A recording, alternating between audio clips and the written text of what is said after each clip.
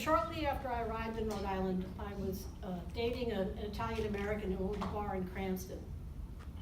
And he actually had a brother-in-law who was supposed to be in the mob. And it was through him that I first heard about Jack Cicilline and Louis Minacchio and Jr. and a lot of other, what I call AOCFs, alleged organized crime figures, many of whom later became my patients, by the way.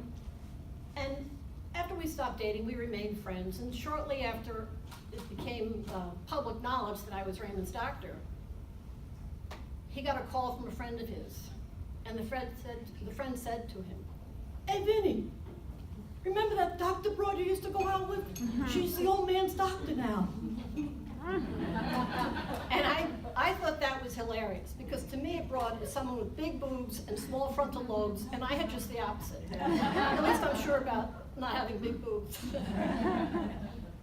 I do too. I'm curious, from your perspective, what's the one thing that people probably don't know about the life or that aspect that you know, that's kind of interesting, or what you wouldn't expect? Yeah.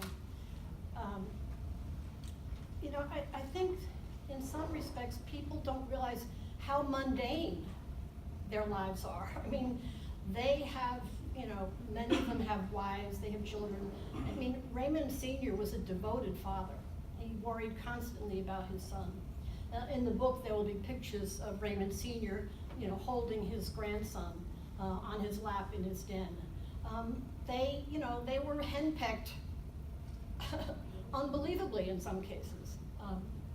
Raymond had very severe wasting and neuropathy from his diabetes, so he couldn't even button his shirt. He was utterly dependent on Rita O'Toole, Patriarca, his second wife, to cut up his food, to cook for him, to dress him. So they were not the monsters I had been, you know, sort of told about. They were people who had a moral code. Now, mind you, it was totally different from my moral code, but they had a code, and they tried to adhere to it. Now, do I think Raymond was a saint? Of course not. Do I think that he probably harmed a lot of people? Sure.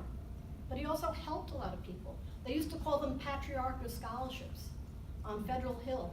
If there was a bright, I think they were mostly men, but a bright young man, he would fund their college education or their law school education or their medical school education. Louis paid for his younger brother to go to medical school. Can I address your question? I'm kind of bringing you the other side of the story. I'm in law enforcement, come from a law enforcement family. I think this is a really interesting perspective. I can't wait for the book to come out. We'll get it. I haven't listened to the podcast, probably won't listen to the podcast. I'm concerned that the podcast keeps Rhode Island in a light that is not particularly truthful. And I mean, you describe Raymond Patriarca as public enemy number one, and he might have had some flaws.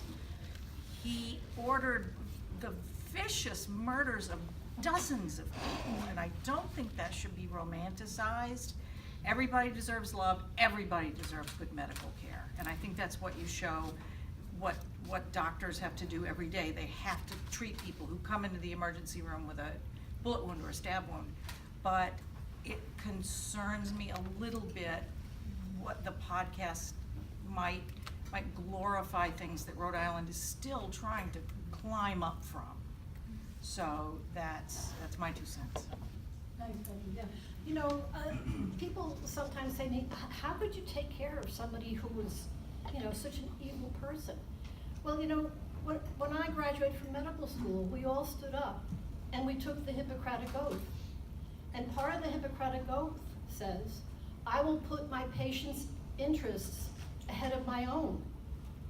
It doesn't say my patients who don't have a felony record.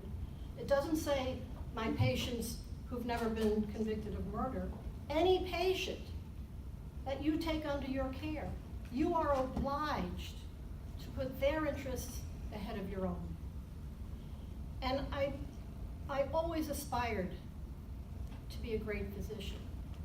And I think during those years when I took care of Raymond, I probably came closest to to achieving that ideal?